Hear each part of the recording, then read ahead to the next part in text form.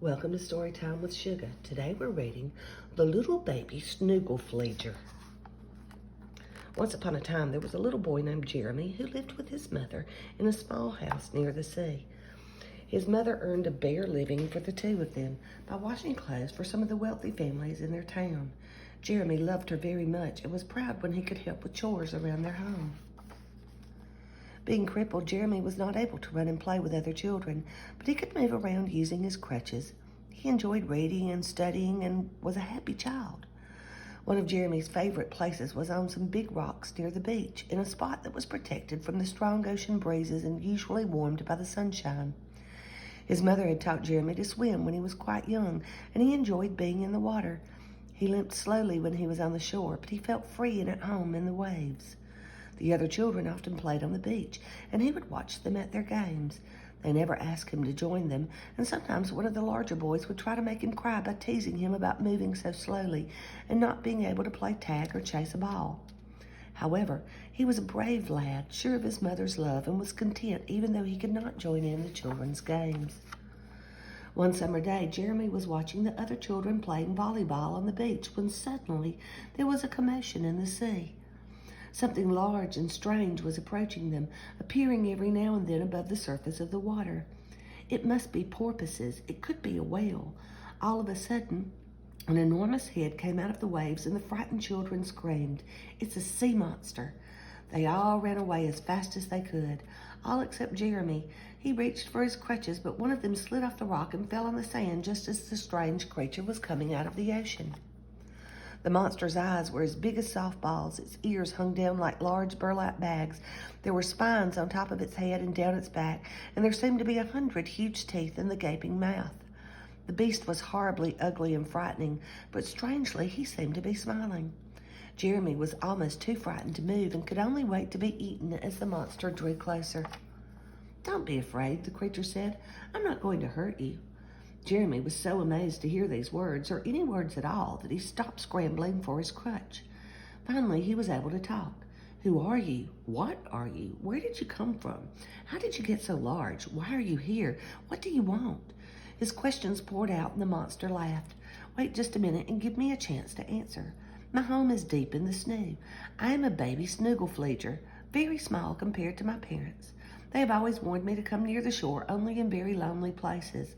I have slipped away a few times to see if I could find a friend, but people always run away when they see me. You are the only one who has ever waited for me to get close enough to talk. You must be very brave. Would you like to play?" "I would have run too," said Jeremy, "but I dropped my crutch. I don't have many friends either, and I can't play because I'm crippled." "Would you like to go for a ride? There will be a lot of people coming in a few minutes, and they might want to harm me, but we would be safe at sea. I'll be careful and bring you back after a while." Jeremy climbed onto the monster's head, and the little Snoogle-Fleejer moved carefully out through the waves. They swam along near the shore. They asked each other a lot of questions and enjoyed each other's company. Finally, Jeremy told his new friend that he had to go home. He didn't want his mother to worry. "Okay," said the Snoogle-Fleejer. "Would you like another ride tomorrow?"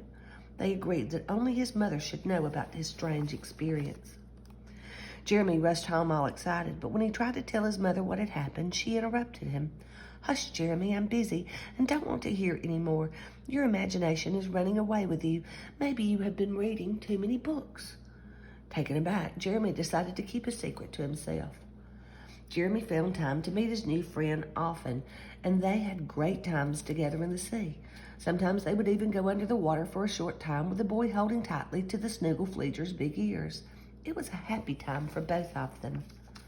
One day, Jeremy returned home, was surprised to find his mother sitting quietly in her rocking chair.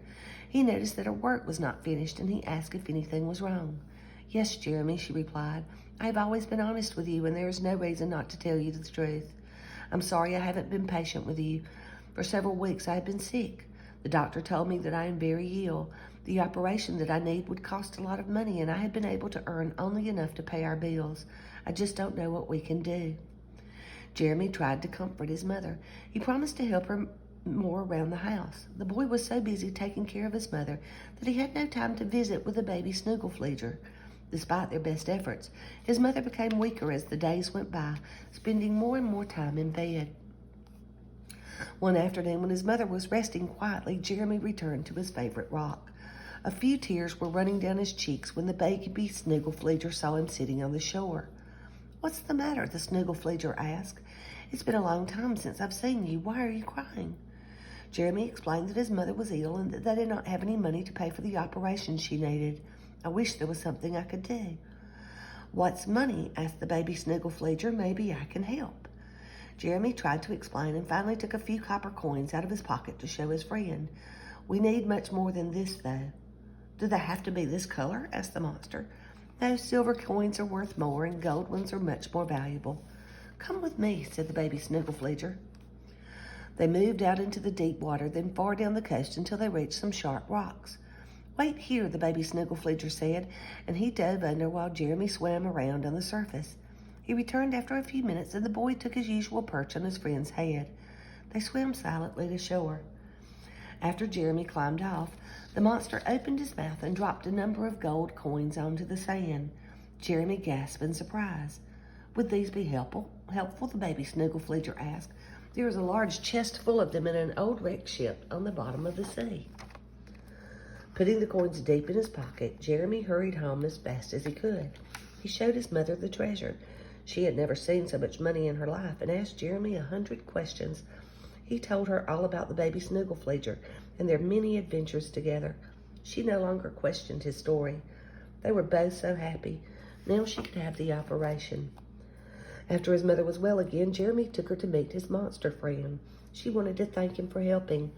They all became friends and enjoyed many seagoing trips together. Jeremy soon became a hero among the other children who saw him riding on the little baby Snoogle-Fleejer's head. "It's unbelievable," they said. "Jeremy is really strong and brave. All by himself, he has turned a ferocious sea monster."